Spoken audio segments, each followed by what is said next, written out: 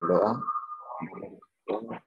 Bapa yang baik, kami berdoa dan mengucap syukur pada hari ini, Tuhan. Tiba saat kami belajar, ya Tuhan, Engkau menyertai kami dari awal, pertengahan, hingga sampai pada akhirnya. Semuanya berjalan dengan baik, ya Tuhan. Juga kami berdoa, ya Tuhan, arahkanlah kami lebih fokus, lebih konsentrasi, mendengar semua materi yang diberikan oleh para dosen kami, Tuhan. Terima kasih, Bapa. Kami juga berdoa bagi dosen kami, Tuhan, Engkau memberkati kehidupan, pelayanan pun Tuhan, Engkau memberkati, ya Tuhan. Ini doa dan ucapan syukur kami, hanya di dalam nama Yesus kami berdoa. Haleluya, amin. Ya, amin. Oke, hari ini kita akan pelajari pengantar perjanjian baru sesi yang ke-8, ya. Nah, apa yang ada di sesi yang ke-8 ini? Ya, kita tetap berlanjut dari sesi-sesi yang sebelumnya, dan coba diperhatikan baik-baik ya setiap pelajaran ini, karena apa yang disajikan ini merupakan penting bagi baik untuk pengetahuan maupun pemahaman kita.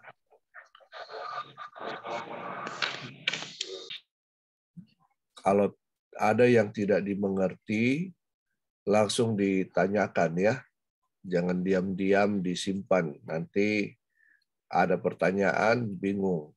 Orang tanya sama kalian nanti di pelayanan misi nanti, kalau kalian sudah terjun, kalian bingung nanti. Ya. Lebih baik ditanyakan di sini, di kelas ini. Oke, kita akan melihat dulu minggu terakhir dan kematian Yesus. Jadi, apalagi kita sudah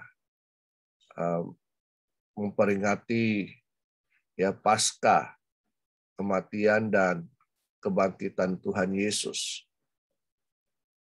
Nah, apa yang terjadi di peristiwa minggu terakhir dan kematian Tuhan Yesus?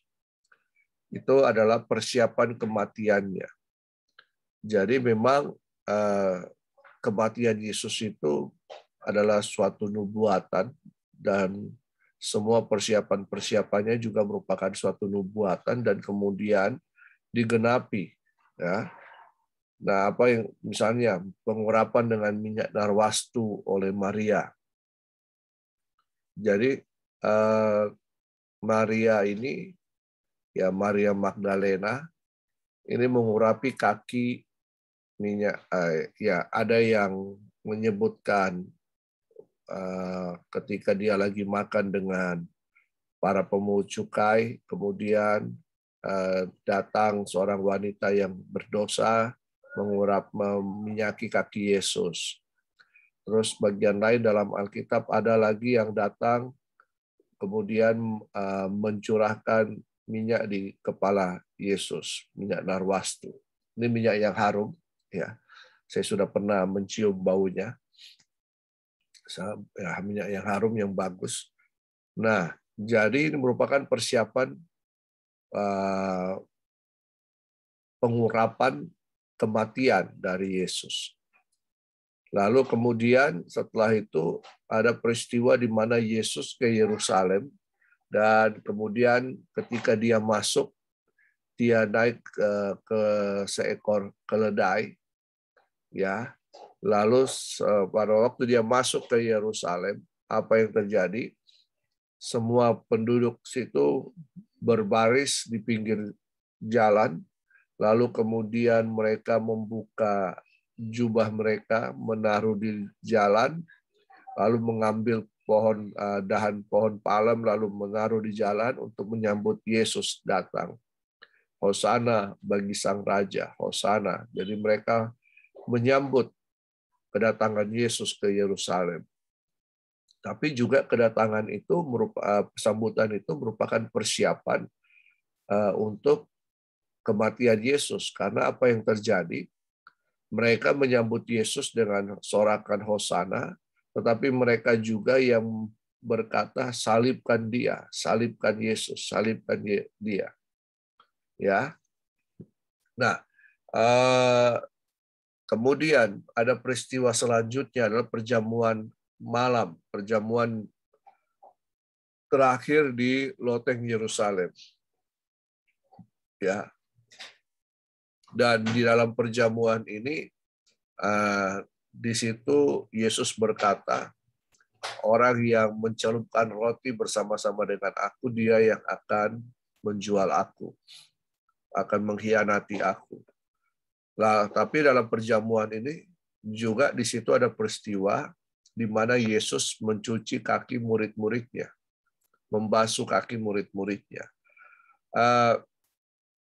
Tindakan Yesus membasuh kaki murid-muridnya ini merupakan suatu tindakan keteladanan di mana ini harga pelayanan yang harus dibayar oleh para murid-muridnya. Yesus memberikan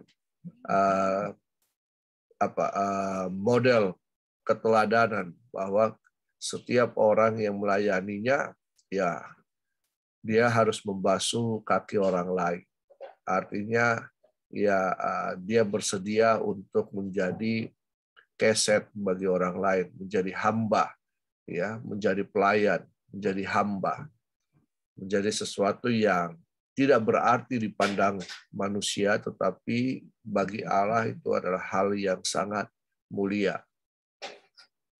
Nah, di peristiwa ini juga kemudian Yesus berkata kepada Petrus, gembalakanlah domba-dombaku. 3 kali di situ. Ada 3 kali Yesus berkata, gembalakanlah domba-dombaku. Kenapa sampai 3 kali? Karena tradisi Alkitab itu kalau ada sesuatu hal yang diulang 2 kali, itu merupakan hal yang penting. Kalau 3 kali, berarti itu merupakan hal yang sangat-sangat penting. Ya.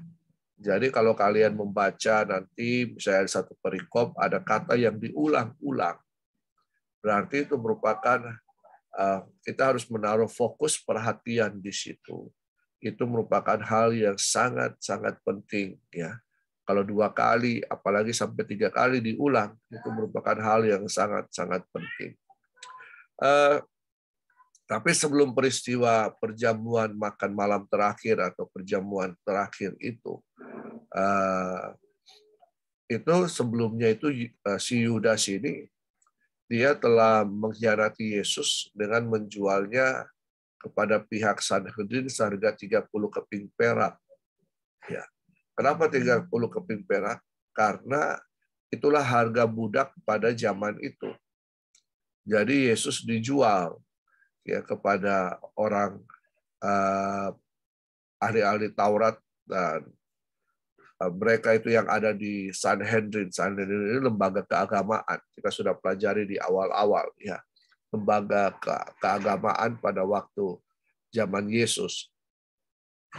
Paulus anggota Sanhedrin yang ke-5.000. Ya.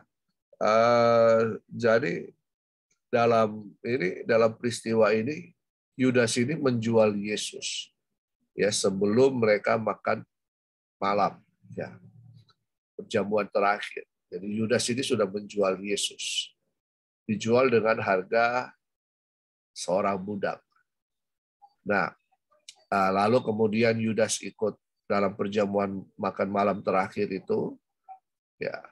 Nah, di situ kemudian Yesus berkata kepada Yudas, ya, setelah Yesus berkata yang mencelupkan bersama-sama dengan roti di dalam kuah itu, dia yang akan mengkhianati aku. Lalu kemudian Yudas sama-sama dengan Yesus mencelupkan roti itu. Lalu berkuasalah iblis atas Yudas. Lalu Yesus berkata kepada Yudas, pergi perbuatlah apa yang harus kau perbuat. Ya, ternyata Yudas ini pergi untuk melaporkan kepada pihak Sanhedrin kemana Yesus akan pergi. Ya, cuma yang menjadi pertanyaan, kenapa sampai Yudas menjual Yesus? Ya, ada banyak pemikiran, tetapi yang paling penting, ya, yang paling penting di sini bahwa Yudas ini merupakan orang yang menginginkan supaya Yesus ini bisa membebaskan orang Israel, ya, membebaskan orang Israel dari penjajahan Roma. Tetapi kemudian dia juga menginginkan Yesus mendirikan kerajaan, ya, untuk supaya bisa membebaskan mereka, kerajaan fisik yang terlihat, supaya bisa menandingi orang-orang bangsa Romawi yang menjajah mereka. Tetapi ternyata tidak seperti itu harapannya, ya, sehingga dalam kekecewaannya ya dia menyerahkan Yesus kepada orang-orang atau pihak Sanhedrin ini. Jadi dia kecewa untuk itu. Dan maksudnya hanya menjual sebagai budak. Tetapi ya ternyata Yesus itu pada akhirnya ditangkap lalu kemudian disalibkan.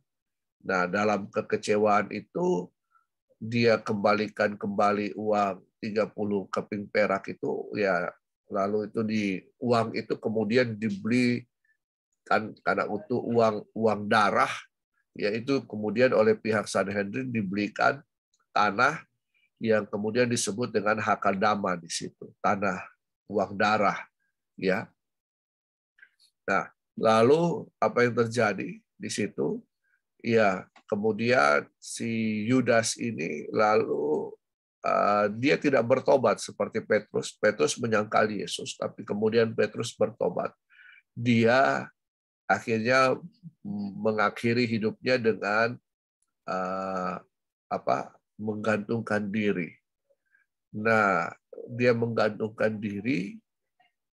Pada waktu dia menggantungkan diri di dahan pohon itu, ternyata ya karena Yudas ini orangnya yang gemuk, ya, orangnya sangat gemuk, ya. Dia jatuh dan kemudian tubuhnya itu menghantam batu, lalu ya seperti kata firman Tuhan, nubuatan dalam firman Tuhan, ususnya itu keluar terburai. Nah, dia tidak bertobat. Ya, mungkin pada waktu itu dia bertobat, dia bisa pulih kembali seperti Petrus. Tapi ternyata dia tetap memendam kekecewaannya, dia tidak bertobat, dan kemudian dia mengakhiri hidupnya. Jadi kalau kalian kecewa, jangan sampai seperti Yudas, ya. Kecewa dalam pelayanan, kecewa terhadap pemimpin, jangan sampai seperti Yudas, ya. Jangan sampai kalian rugi sendiri. Nah, apa yang terjadi pada waktu Yesus? Kemudian setelah itu, setelah perjamuan makan malam, makan terakhir ini, Yesus dan murid-muridnya pergi ke tempat yang paling jauh yang bisa mereka capai. Karena ada peraturan bahwa pada waktu hari Paskah, hari Sabat, ya, mendekati hari Sabat, Paskah,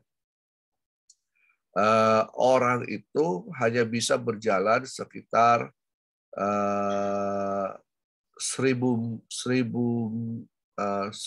langkah, ya, 1.000 kaki, ya, 1.000 atau 2.000, saya lupa, 1.000 atau 2.000.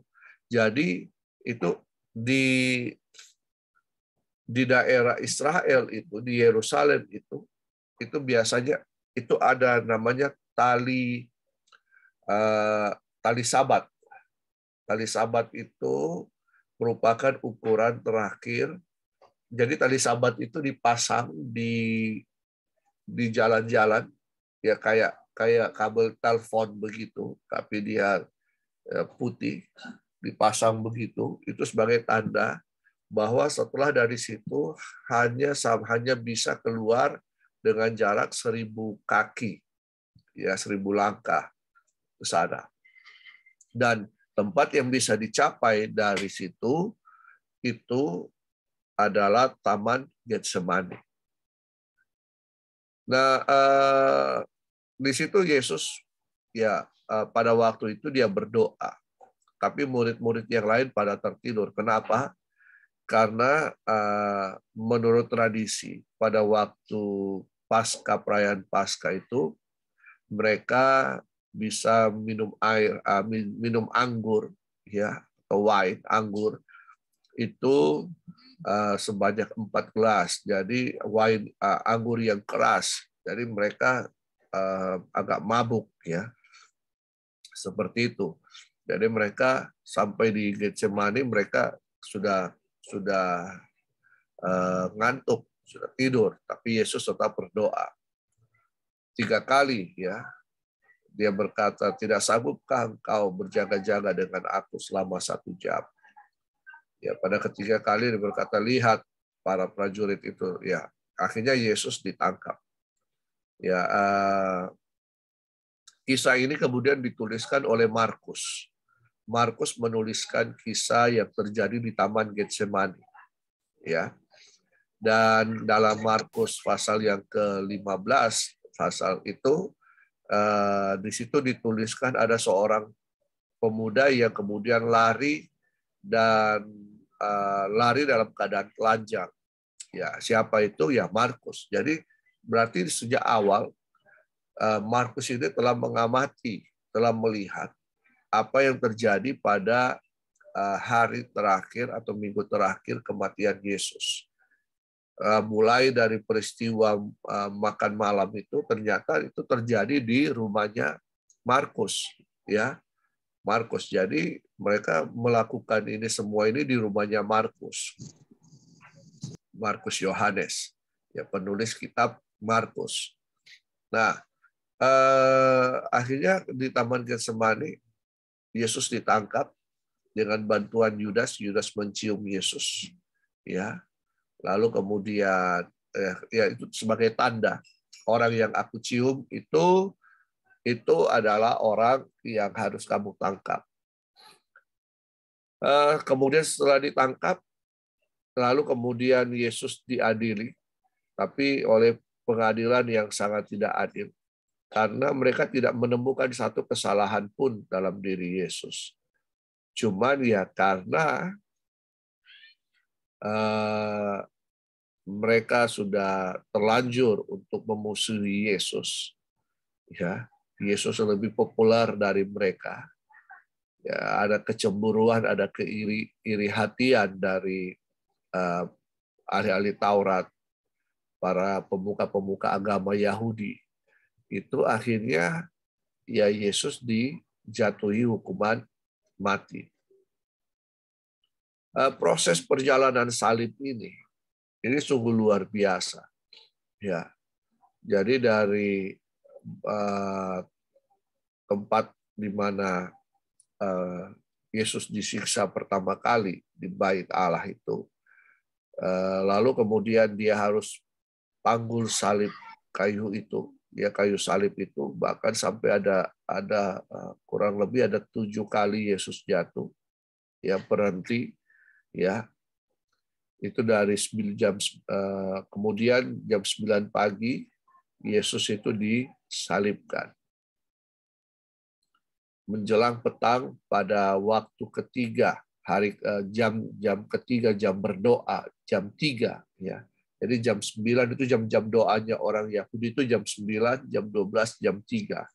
Padahal jam 3 itu Yesus kemudian mati. Dia mati bukan karena dibunuh, ya, tetapi dia mati karena dia menyerahkan nyawanya. Jadi ada perbedaan di sini.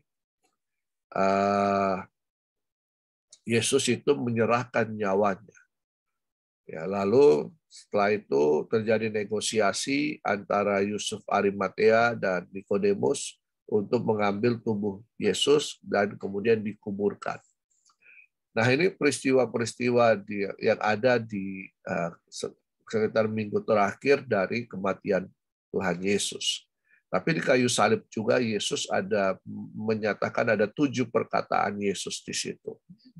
Ya, ini harus memang kalau kita mau pelajari ini membutuhkan waktu yang sangat panjang untuk mempelajari 7 perkataan Yesus. Tapi ya kita harus percaya bahwa Yesus ini ada lahir di dalam dunia, berinkarnasi, Sang Firman itu berinkarnasi menjadi manusia, diam di dalam diri Yesus Kristus. Jadi Yesus Kristus itu adalah sungguh-sungguh Allah atau Sang Firman, sungguh-sungguh manusia. Kenapa demikian? Yesus sebagai manusia, dia bisa merasakan apa yang namanya kelaparan, apa kesedihan, dia tahu itu. Bahkan Yesus berkata, serigala punya liang, burung di udara punya sangkar, tapi anak manusia tidak ada tempat untuk meletakkan kepala. Jadi Yesus sebagai manusia, tetapi juga dia membuktikan dirinya sebagai Allah. Dia menyembuhkan, dia mengadakan banyak mujizat, dia memberi makan 5.000 orang, dia membangkitkan orang mati, bahkan dia mengampuni dosa manusia. Siapa yang bisa mengampuni dosa manusia? Apakah manusia bisa mengampuni dosa manusia? Tentu tidak. Hanya orang yang tidak berdosa, ya, orang yang benar itu yang dapat mengampuni dosa. Nah, manusia, firman Tuhan katakan, telah kehilangan kemuliaan Allah. Dosa telah menyebabkan manusia kehilangan kemuliaan Allah. Jadi, dosa itu telah membawa manusia hidup dalam ketidakbenaran. Siapapun kita, karena Adam dan Hawa berbuat dosa, maka seluruh keturunannya tercemar oleh dosa. Ya, Alkitab mengatakan bahwa ragi atau ragi setitik itu, nila setitik bisa merusakkan adonan, ya, semua adonan yang ada. Jadi oleh karena Adam dan Hawa berbuat dosa, maka kita pun ikut mewarisi dosa keturunan dari Adam, dosa turunan. Nah, jadi tapi Yesus tidak mewarisi dosa turunan. Kenapa demikian? Karena, nah ini dia, Maria ini hamil bukan karena persetubuhan, ya, antara pria dan wanita, tetapi Maria hamil karena Roh Kudus, firman Allah yang masuk ke dalam Maria. Siapakah firman Allah ini? Ya, Allah sendiri. Pada mulanya adalah firman dalam Yohanes 1 ayat 1. Pada mulanya adalah firman. Firman itu bersama-sama dengan Allah. Firman itu adalah Allah. Nah, firman Allah ini atau logos itu merupakan ide kreatif pemikiran daripada Tuhan, daripada Allah. Lalu logos ini, firman Allah ini keluar dari Allah, masuk ke dalam rahim Maria. Ingat bahwa pada waktu itu Maria masih perawan, Maria belum bersetubuh dengan Yusuf. Jadi kelahiran Yesus atau kelahiran Sang Firman ini itu merupakan murni daripada perbuatan dari Allah sendiri melalui Roh Kudus. Jadi Yesus tidak tercemar oleh dosa. Ya, siapa yang membawa dosa? Adam. Ya. Jadi sel sperma itu membawa dosa. Nah, akhirnya semua manusia tercemar oleh dosa. Oke.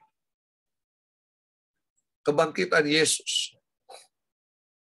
Kita bersyukur bahwa kita tidak menyembah, tidak percaya kepada Allah yang mati.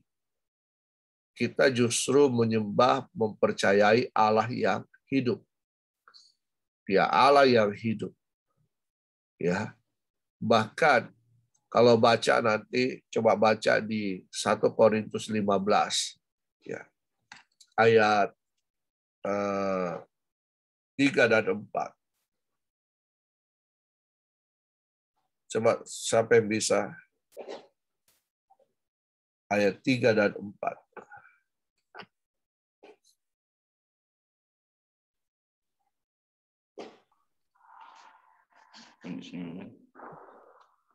Ya.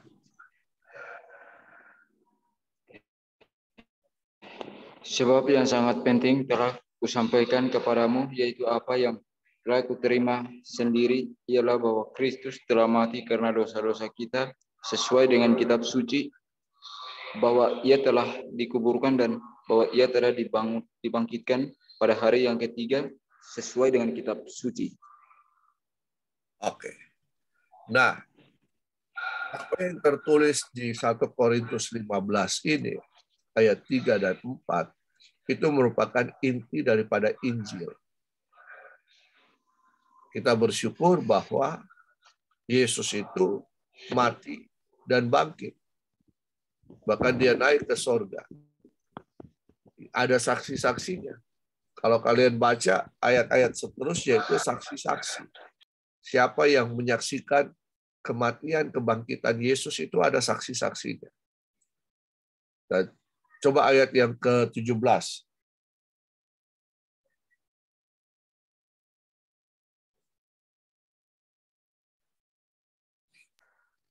Ayat 17. Dan jika Kristus tidak dibangkitkan, maka sia-sialah kepercayaan kamu dan kamu masih hidup dalam dosamu. Ya. Jadi kalau Yesus tidak dibangkitkan, sia-sia kepercayaan kita. Ya, oleh karena kematiannya dia menebus dosa-dosa kita. Oleh karena kebangkitannya dia memberikan kita kemenangan atas dosa, atas maut. Jadi kita mempercayai Allah yang hidup. Yesus hidup. Nah, apa yang membedakan kebangkitan dari Lazarus, anak muda di Naim, Tabita, Dorcas, apa yang membedakan mereka bangkit dengan kebangkitan Yesus? Ya, apa yang menjadi perbedaan antara kebangkitan mereka? Kan Yesus membangkitkan mereka ya dengan kebangkitan Yesus sendiri. Ya, apa yang membedakan?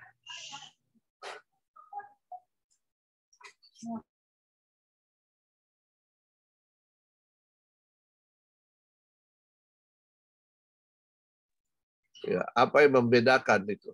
Ayo, jangan takut untuk jawab.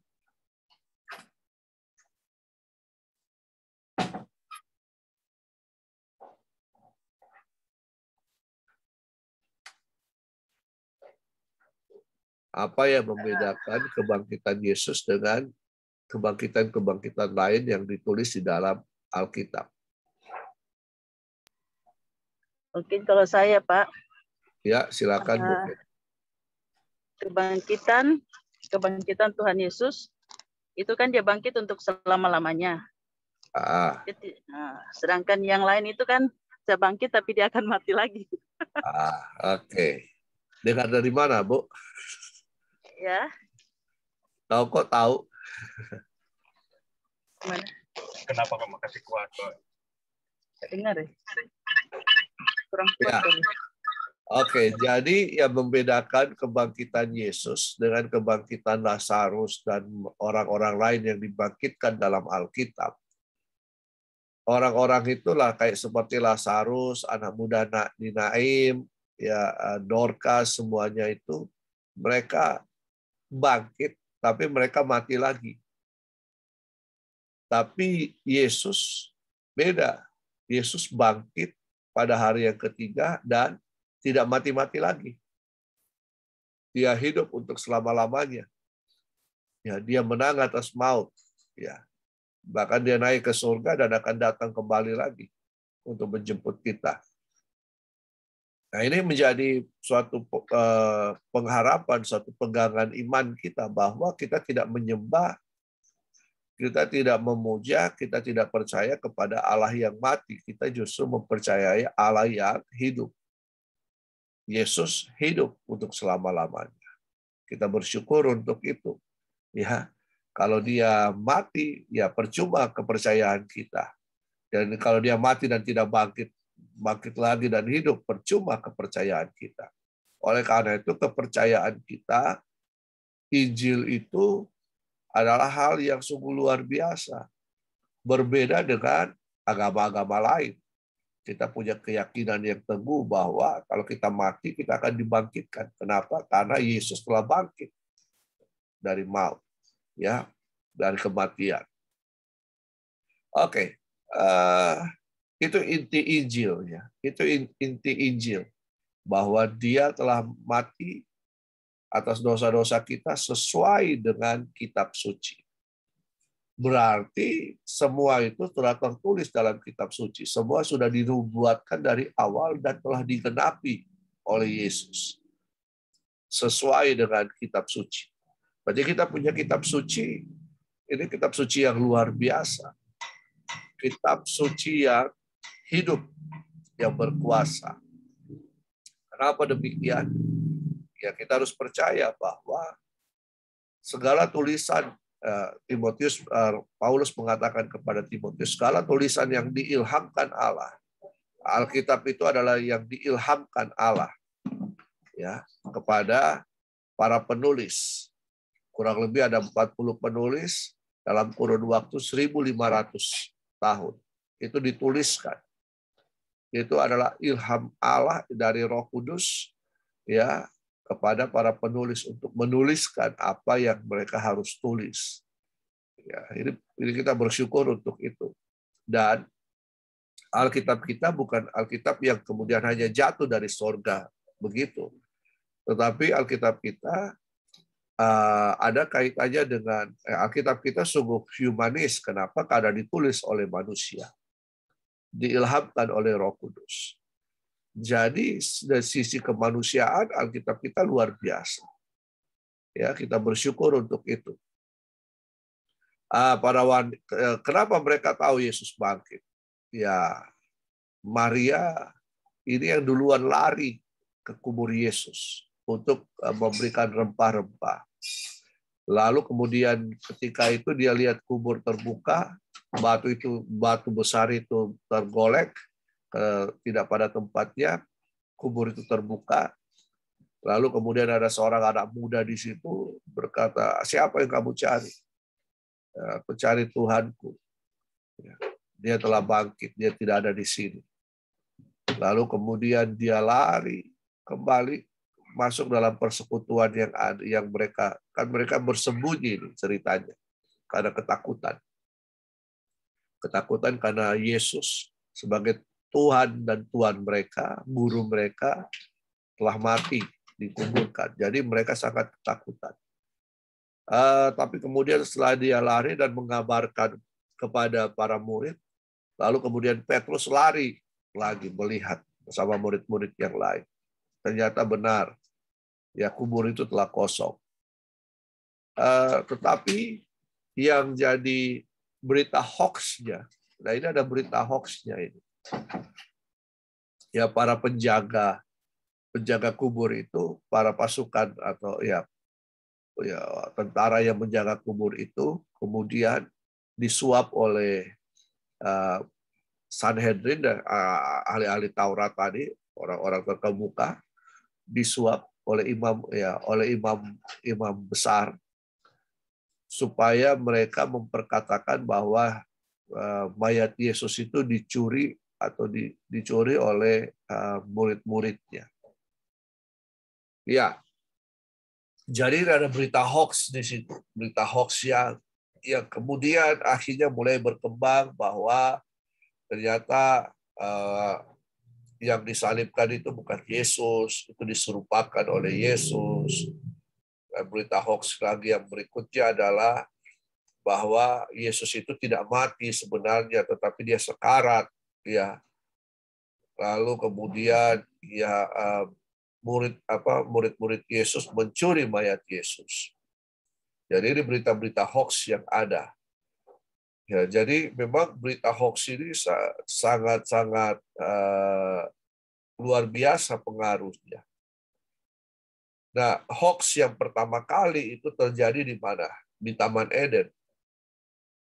Hoax pertama itu terjadi di Taman Eden. Kenapa demikian?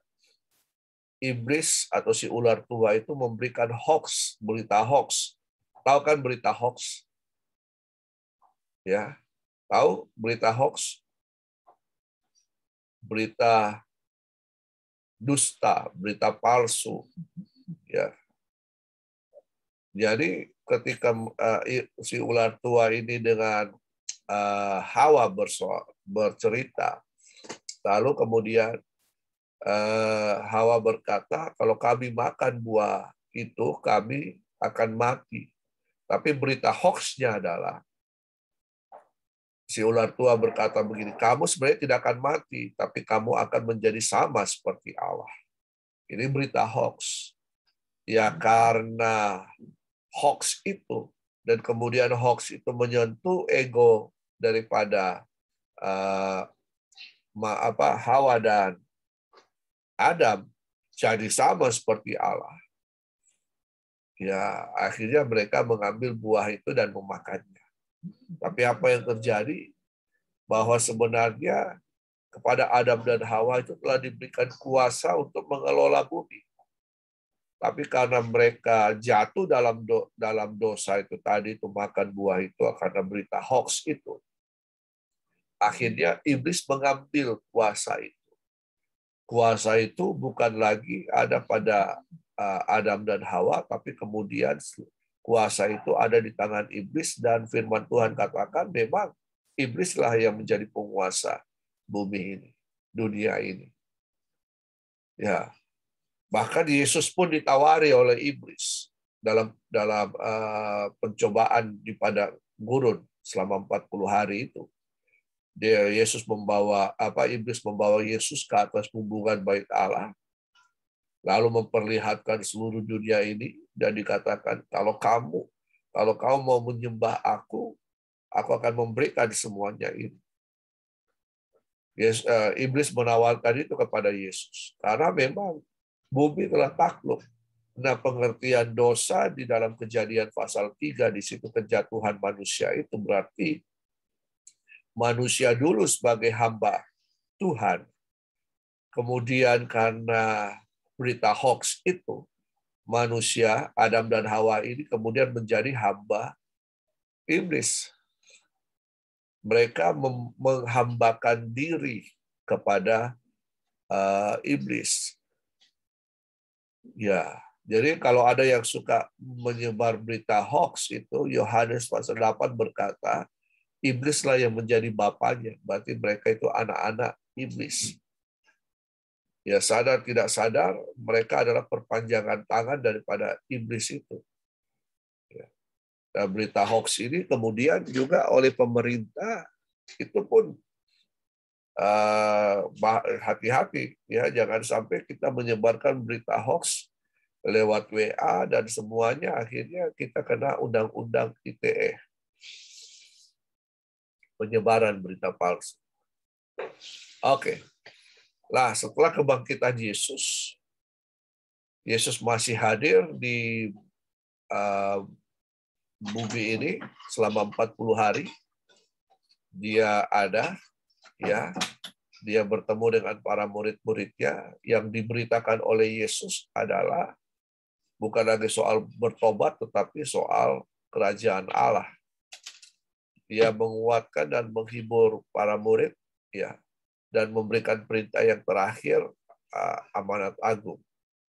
Nah, dalam Matius 28 di situ, ayat yang ke-18 itu, kuasa yang sebenarnya dipegang oleh iblis itu, ya, itu telah kembali diambil oleh Yesus lewat apa? Kematian dan kebangkitannya. Dia telah mengalahkan iblis. Ya. Iblis seolah-olah berhasil membunuh Yesus. Tapi saya tadi katakan bahwa Yesus tidak berhasil dibunuh oleh iblis. Kenapa? Karena Yesus menyerahkan dirinya. Iblis menganggap bahwa dia yang membunuh Yesus. Tetapi sebaliknya, Yesuslah yang menyerahkan dirinya. Ya Bapa, ke dalam tanganmu kuserahkan nyawaku. Dia yang menyerahkan dirinya. Jadi kuasa itu telah direbut oleh Yesus. Kuasa pengelolaan bumi ini telah direbut oleh Yesus. Lalu kemudian Yesus memberikan kepada kita. Kisah Para Rasul 1 ayat 8 berkata, Kisah Para Rasul 1 ayat 8 berkata, kamu akan menerima kuasa kalau Roh Kudus turun ke atas kamu. Nah, jadi kuasa yang sama, kata dunamos di situ, kuasa itu. Kuasa yang sama yang dimiliki oleh Yesus. Itu diberikan kepada manusia. Lewat apa? Roh Kudus. Jadi kita harus percaya ketika kita terima Yesus sebagai Tuhan dan Juru Selamat pribadi, kita lahir baru. Roh kita ini diperbaharui. Roh kita yang diperbaharui. Kenapa? Roh kita ini adalah tempat kediaman Allah. Kediaman roh Allah di sini. Ya. Nah, jadi ketika kita percaya Yesus, roh Allah tinggal di dalam kita. Oleh karena itu kita memiliki kuasa yang sama seperti yang Yesus miliki. Ya. Kita kembali diberikan kuasa dan otoritas untuk apa? Tujuannya untuk menjadi pengelola bumi ini. Karena itu dikatakan kalau kamu akan menerima kuasa kalau Roh Kudus turun ke atas kamu dan kamu akan menjadi saksiku di mana? Di Yerusalem, Yudea, Samaria sampai ke ujung bumi. Ya, sampai ke ujung bumi. Nah, hal yang sama juga. Ya. Hal yang sama dalam Kejadian 1 ayat 28, maka Allah memberkati mereka supaya mereka beranak cucu bertambah banyak dan penuhi bumi dan berkuasa dan menaklukkan. Nah, kata itu. Tetapi kita hati kita bukan berkuasa menaklukkan orang lain. Bukan. Ya, kita berkuasa menaklukkan ikan-ikan di laut, burung-burung di udara, kita mengelola tanah, kita mengelola hutan, kita mengelola semuanya. Kita mengelola seperti yang kemudian Adam dipercayakan sebelumnya. Dalam Kejadian 2 ayat 15, maka Tuhan memberikan kuasa kepada Adam untuk mengelola, untuk mengusahakan ya, taman itu. Nah, kita hal yang sama, kita diberikan kuasa untuk mengelola, mengusahakan bumi kita, ya, di mana kita hidup. Nah, jadi itulah berita, itulah amanat agung Yesus. Ya, pergi jadikanlah semua bangsa muridku, ajari mereka. Nah, hal yang sama juga. Ini merupakan amanat abadi. Ini amanat agung ini merupakan amanat abadi. Dari mana kita tahu amanat abadi ini? Itu dari Kejadian. Ini Tuhan sudah berbicara kepada manusia. Ya. Jadi amanat agung ini merupakan amanat abadi Allah atas cuman Yesus meneguhkan kembali amanat agung ini. Oke. Kita lanjut. Itu tadi peristiwa kematian kebangkitan Yesus.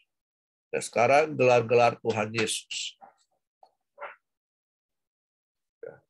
Gelar-gelar Tuhan Yesus yang pertama itu disebut anak manusia. Kenapa Yesus disebut anak manusia? Ya, karena lahir dari manusia. Firman yang keluar dari Allah masuk ke dalam rahim Maria, lalu kemudian keluar dari Maria. Tapi gelar ini hanya diberikan kepada Tuhan Yesus. Nah, gelar ini memberikan konsep yang baru yang tidak sama dengan konsep Mesias Yudaisme. Kenapa? Karena mereka menantikan Mesias yang bisa membebaskan mereka dari penjajahan. Ya. Tapi Mesias yang ada adalah Mesias dalam Kristus. Dia lahir sebagai manusia. Nah, Lalu yang kedua, sebutan Mesias. Mesias atau Kristus dalam bahasa Yunani. Mesias dalam bahasa Ibrani, Kristus dalam bahasa Yunani.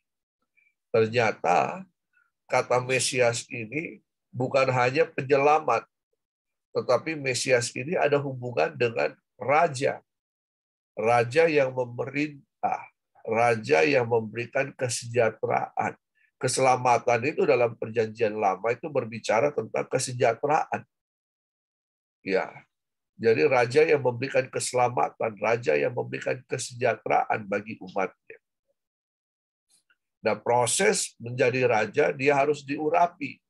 Contoh Samuel mengurapi Saul, Samuel mengurapi Daud, dia harus diurapi.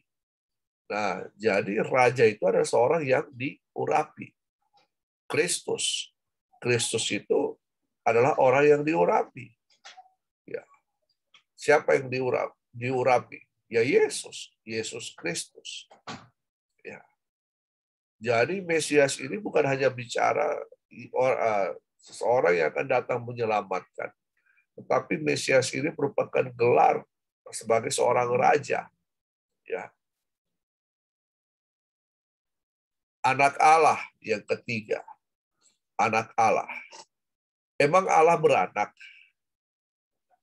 Ya. Apakah Allah kita beranak? Kalau dia beranak, siapa bidannya? Ini kan yang menjadi pertanyaan. Ya, bahkan menjadi bulian bagi orang Kristen. Ya, Allahnya orang Kristen beranak. Kalau dia beranak, berarti yang jadi bidannya siapa? Ini pemikiran yang sangat picik dari manusia. Kalau Tuhan bisa menjadikan manusia, kalau dia bisa memberikan makan kepada 5.000 orang, bukankah itu hal-hal yang mustahil, tapi bagi Tuhan bukanlah perkara yang mustahil. Betul kan? Apakah dia berinkarnasi menjadi manusia merupakan perkara yang mustahil? Tidak. Gampang bagi Tuhan. Ya, seperti membalikkan telapak tangan. Dia bisa menciptakan semuanya, menciptakan seisi dunia. Nah, pengertian anak Allah. Anak Allah, siapa anak Allah ini? Adalah Sang Firman itu. Jadi pengertian anak itu keluar berarti. Jadi Sang Firman ini yang ada di dalam Allah, dalam pikiran Allah, ini keluar.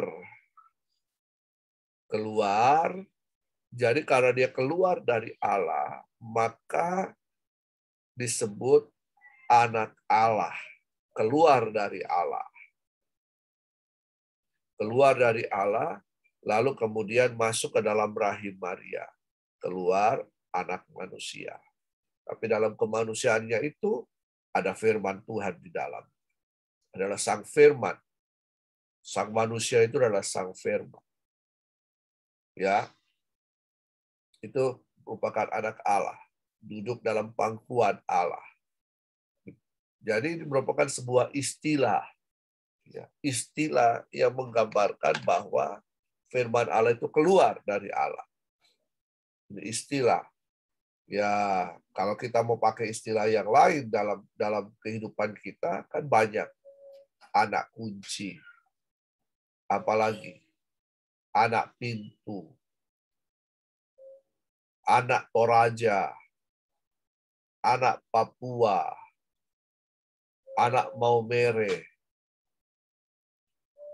Oh, berarti kalau dia disebut anak, misalnya anak Toraja, oh, berarti dia dilahirkan dari Toraja. Ya, begitu. Dia lahir dari Toraja, dia keluar dari Toraja. Makanya disebut anak Toraja. Ya. Oke, sampai sini saya kira kita bisa pahami. Kalau tidak, bisa ditanyakan. Yang keempat, sebagai Tuhan. Ini gelar. Tuhan Kurios. Ya, Kurios. Nah, ini bicara Kurios. Gelar yang biasa dipakai untuk menunjukkan kepemilikan. Bahwa Allah itu menyatakan sifat. Tuhan itu menyatakan pekerjaan. Jadi Tuhan Allah. Ya. Allah itu memang sifatnya Allah. Firman Allah. Ya. Makanya kalau kita sebut Tritunggal, Allah Bapa, Allah Putra, Allah Roh Kudus. Bapa Allah, Putra adalah Allah, Roh Kudus adalah Allah. Putra keluar dari Allah, makanya disebut anak Allah. Roh Kudus adalah roh Allah, keluar dari Allah. Jadi kata Tuhan itu merupakan tanda kepemilikan Tuhan, tapi juga menunjukkan perbuatan yang menyertai kealahan itu, kebesaran itu, mujizat. Ya. Jadi itulah kata Tuhan. Oke, jabatan-jabatan Tuhan Yesus. Yesus sebagai nabi. Benar. Ya. Yesus adalah nabi yang dinubuatkan. Yesus adalah penyelamat yang dinubuatkan. Tetapi juga dia memberitakan ya, kabar-kabar kesukaan. Dia memberitakan hal-hal yang akan terjadi. Dia sebagai imam. Benar. Ya, sampai saat ini Yesus bersyafaat. Dia menjadi korban. Dia menjadi imam, pengantara ya antara manusia dengan Bapa. Bahkan dia yang memperdamaikan manusia dengan Bapa lewat dirinya sendiri. Jadi dialah korban pendamaian itu, anak domba Allah. Dia adalah imam.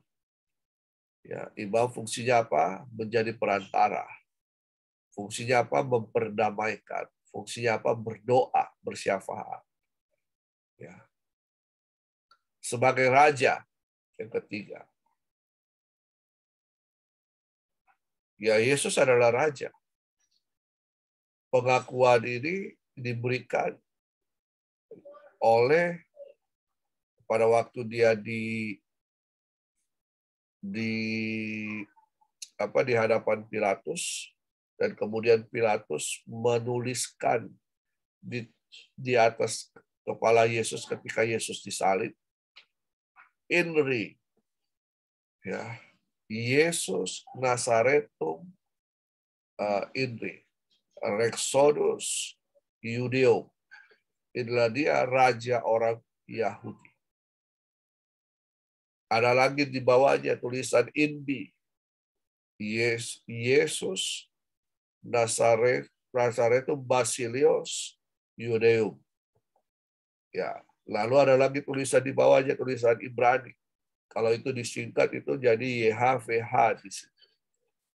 Jadi memang pengakuan Yesus sebagai raja itu sudah ada dari sejak dulu, bahkan Pilatus pun mengakui itu. Dia adalah raja.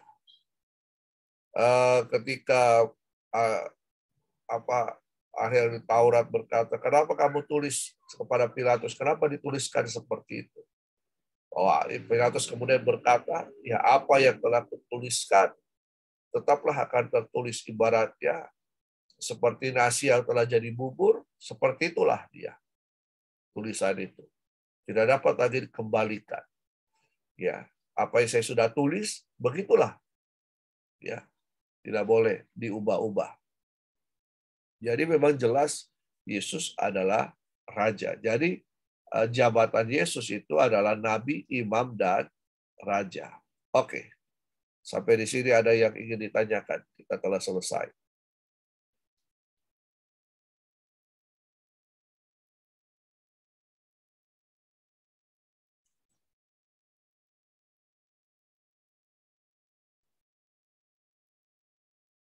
Silakan.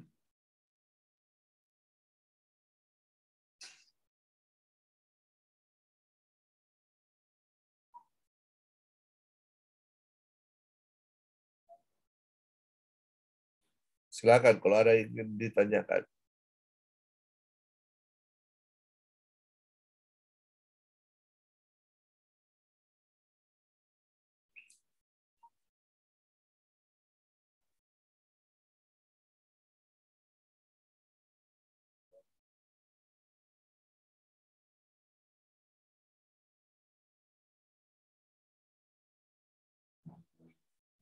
Ini kesempatan. Kalau ada yang kurang dimengerti, silakan tanya. Jangan cuma diam-diam.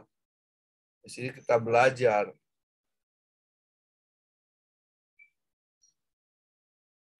Shalom Pak. Ya, Saya bertanya, mengapa ahli Taurat membayar prajurit untuk berkata bahwa Yesus dicuri oleh murid-muridnya sedangkan Yesus benar-benar telah bangkit? ya, karena supaya menutupi bahwa berita kebangkitan Yesus yang nanti akan dikabarkan oleh para murid. Jadi dengan menutupi itu ya maka karena begini, yang menjadi saksi kebangkitan Yesus itu siapa? Ya para prajurit itu. Iya toh? Jadi kalau berita itu tidak mau tersebar, siapa yang disogok?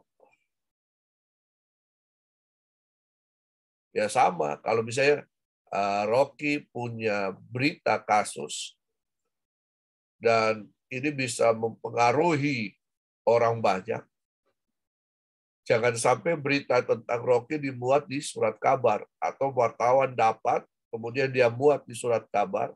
Jadi apa yang harus dilakukan? Rocky harus membeli semua surat kabar itu supaya berita itu tidak jadi beredar. Jadi ya berita itu dipalsukan bahwa murid-murid Yesus yang datang menyerang para perwira lalu kemudian mengambil atau mencuri mayat Tuhan Yesus. Ya itulah berita hoax-nya.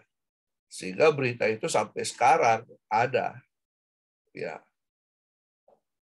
Begitu Rocky. Terima kasih Pak. Ya.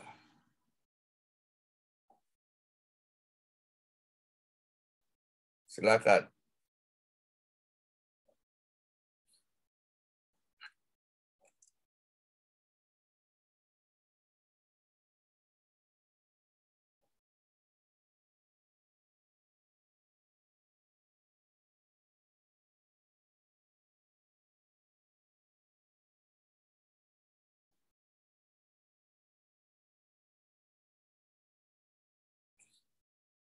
Ya, kenapa juga? Karena dalam Matius 27, coba baca di situ. Matius 27 ayat 62. Jadi kubur itu harus dijaga, kenapa? Karena setelah kematian Yesus besoknya itu imam-imam kepala orang-orang Farisi itu datang menghadap Pilatus. Lalu berkata, Tuhan kami ingat bahwa si penyesat itu atau si Yesus ini menyatakan bahwa pada hari ketiga ia akan bangkit. Jadi jadi mereka meminta supaya ada penjaga di situ, ya jangan sampai ya kejadian seperti itu, ya sehingga murid-murid mungkin datang untuk mencuri dia lalu mengatakan kepada rakyat ia telah bangkit ya dari antara orang mati, sehingga penyesatan yang terakhir akan lebih buruk akibatnya daripada yang pertama. Dan kenyataannya adalah bahwa Yesus memang bangkit. Supaya berita itu tidak tersebar, ya ada ayatnya tuh, saya coba cari di Lukas atau di mana.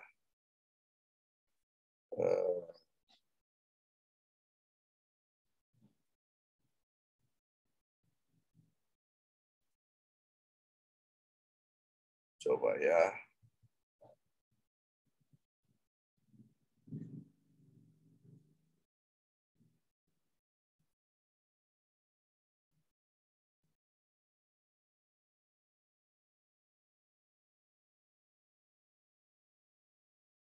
Lukas.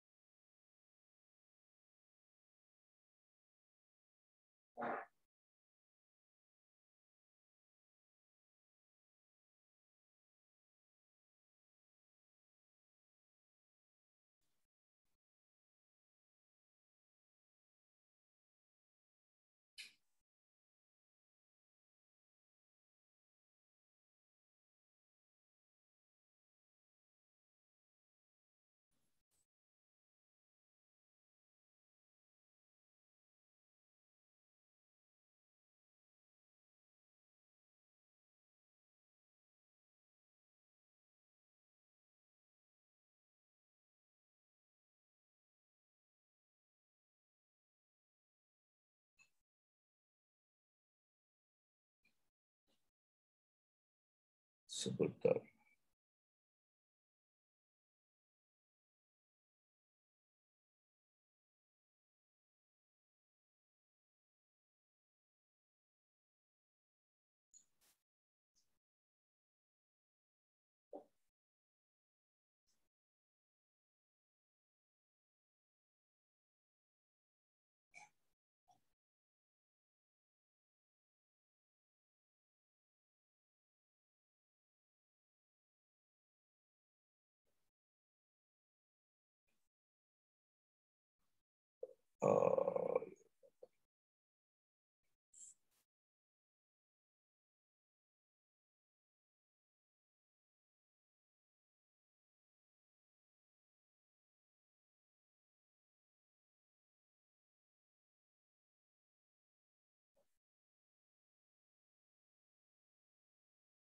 Sebentar.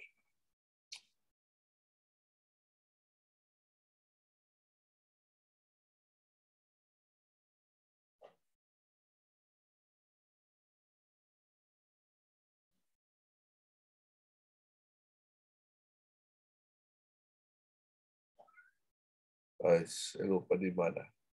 Situ dusta imam besar. Kalau ada yang dapat,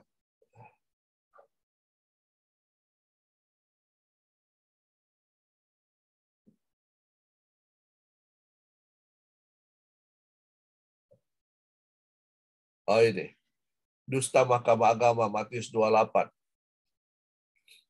ayat 11 sampai 15. Coba baca. Matius 28 ayat 11 sampai 15. Perikop dusta Mahkamah Agama. Ketika mereka di tengah jalan, datanglah beberapa orang dari penjaga itu ke kota dan memberitahukan segala yang terjadi itu kepada imam-imam kepala. Dan sesudah berunding dengan tua-tua, mereka mengambil keputusan lalu memberikan sejumlah besar uang kepada serdadu-serdadu itu dan berkata, kamu harus mengatakan bahwa murid-muridnya datang malam-malam dan mencurinya ketika kamu sedang tidur. Dan apabila hal ini kedengaran oleh wali negeri, kami akan berbicara dengan dia sehingga kamu tidak boleh kesulitan apa-apa. Mereka menerima uang itu dan berbuat seperti yang dipesankan kepada mereka, dan cerita itu tersiar di antara orang Yahudi sampai sekarang ini. Sampai sekarang. Ya. Nah, akibat dusta, itu berita hoax itu sampai sekarang. Ya. Sehingga berita-berita ini pun ditangkap oleh kaum sepupu kita. Ya. Oke, masih ada lagi?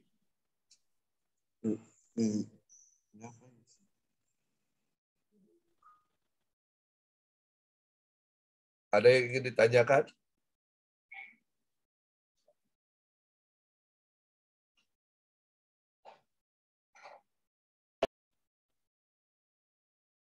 Oke, kalau tidak kita istirahat dulu 5 menit ya. Supaya bisa ke toilet kah, atau ambil minum kah, atau apakah.